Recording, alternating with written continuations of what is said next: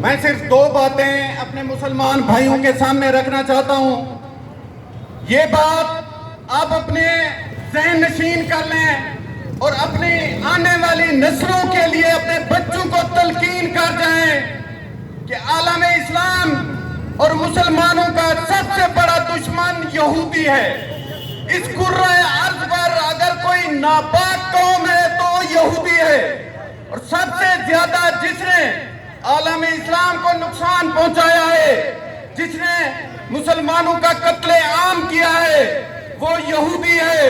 جس نے 70,000 انبیاء کو شہید کیا ہے، وہ یہودی ہے. اپنے بچوں کو، اپنی نسلوں کو یہ تلقین کریں، انہیں یہ سمجھائیں اور اس غلط فہمی سے نکل آئیں کہ دجال ہمارے سامنے ظہور پذیر ہوگا تو پھر دجال کا فتنہ ہم پہ برپا ہوگا. نہیں، دجال کے آنے سے برسوں پہلے اس کا فتنہ ہم پر مسلط ہو جائے گا. اور یہ ذہن نشین کر لیں کہ اس وقت ہم فتنہ دجال کے دور میں جی رہے ہیں، ہم دور آخر میں جی رہے ہیں، اور انشاءاللہ یہ مسلمانوں کے زوال کے آخری مراحل ہیں. اگر یہودی دجال کے استقبال کی تیاری کر رہے ہیں تو ہم سب کو چاہیے کہ ہم امام مہدی کے استقبال کی تیاری کریں.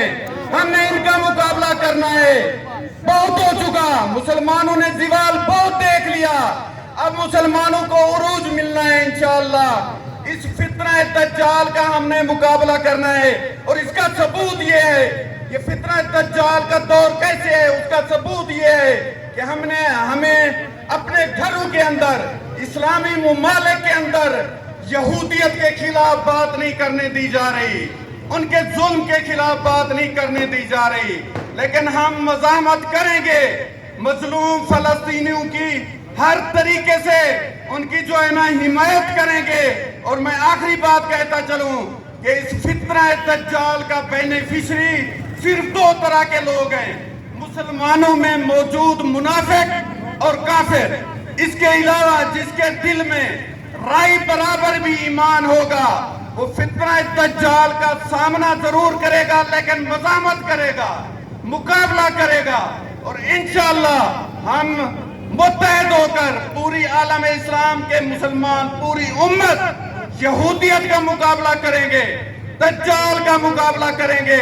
اور انشاءاللہ اس امت کا عروج ہمارا مقدر ہے، اور انشاءاللہ مظلوم فلسطینیوں کی آواز بن کر، ان کی حمایت کر کے انشاءاللہ ہمیں جانی مالی جس طریقے سے قربانی دینی پڑی ہم دیں گے، لیکن فلسطینیوں کی حمایت ہم کبھی نہیں چھوڑیں گے.